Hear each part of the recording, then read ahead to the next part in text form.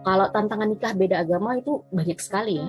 Bahkan beberapa kawan itu harus berjuang bertahun-tahun untuk dapat restu.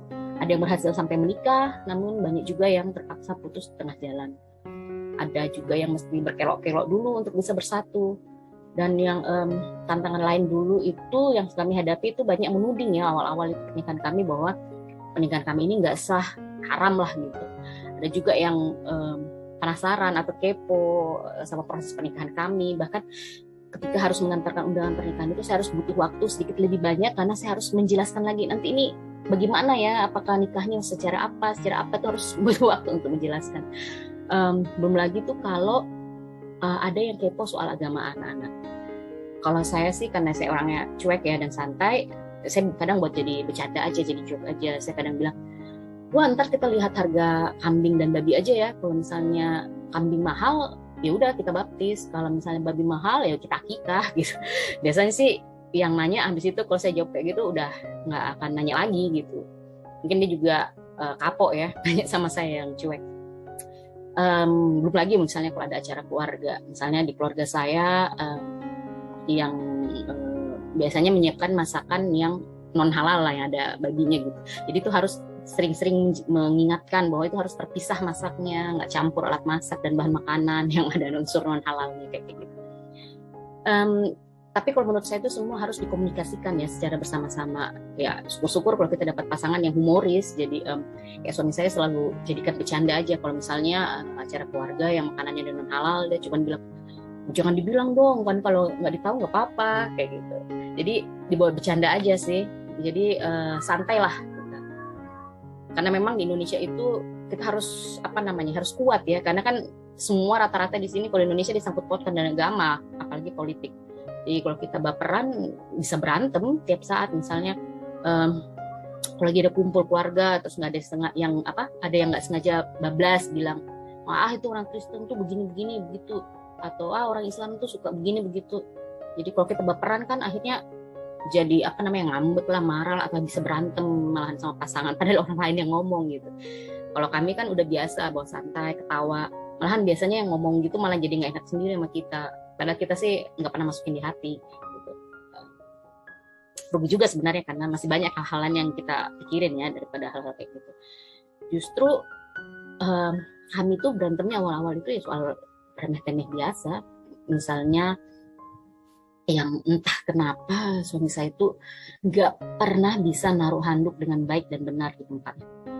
Atau misalnya saya yang malas bangun pagi gitu, agak berbeda siklus tidur dan bangunnya kami gitu. Nah, itu awal-awal ributnya itu aja sih. Jadi ya suatu penyesuaian kebiasaan yang lama-lama ya sudahlah kita terima aja dengan besar hati daripada ngomel-ngomel. Awal-awal juga suami saya dulu rajin sekali membangunkan saya untuk kalau tiap hari Minggu pagi ke gereja. Cuman karena saya emang malas bangun ya udahlah sudah dewasa ini kalau mau pergi nanti ke gerejanya sendiri.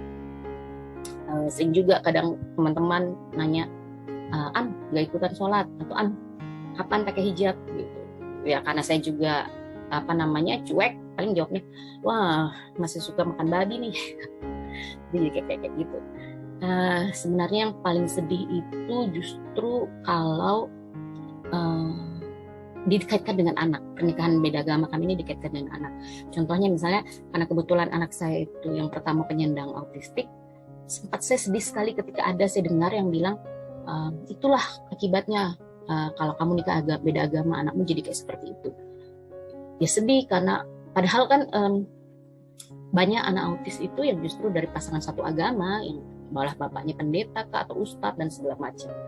Ya cuma itu tadi karena kami sebelum menikah itu sudah ibaratnya udah selesai lah sama urusan-urusan kayak gitu dan fokus ke kesamaan pandangan dan prinsip, jadi kami bisa saling menguatkan. Jadi nggak terlalu lama lah kayak gitu tinggal di hati. Jadi biasanya kalau ada yang mau konsultasi sama saya soal nikah beda agama, selalu saya bilang itu yang dan saya tekankan, jangan nikah kalau nggak siap mental, dan harus sama-sama yakin meski beda agama tapi kita berdua atau kalian berdua itu pasangan yang mempunyai kesamaan kepercayaan, kesamaan prinsip, kesamaan spiritual, pandangan spiritual. Karena kalau masih ada keraguan atau masih mau berupaya misalnya agar pasangan pindah agama, ya itu sih beda keyakinan ya. Justru menurut saya keluarga nikah beda agama itu, kalau saya itu sebenarnya hal yang bagus gitu. Kenapa? Ya meskipun kayak saya sendiri pribadi ini, saya sudah mengalami dari kecil hidup dalam keluarga beda agama, dan saya juga menjalani pernikahan beda agama. Menurut saya ini bagus karena sedari kecil, sedari awal itu kita diajarkan untuk belajar dan mempraktekkan soal toleransi, soal tenggang rasa, soal menghormati perbedaan, soal hidup rukun dan harmonis dengan segala perbedaan yang ada, entah itu suku, agama, budaya, bahkan umur ya. Jadi benih-benih benih-benih toleransi ini yang akan membawa perdamaian menurut saya di masa depan, dan membuat kita tidak mudah tersinggung atau tidak mudah terprovokasi sehingga menjadi konflik ya, yang sebenarnya bisa kita hindari. Saya lupa, ada ini yang selalu saya suka sekali, ini quotation ini, saya lupa siapa yang bilang, a different world cannot be created by indifferent people, be different in the best way of possible.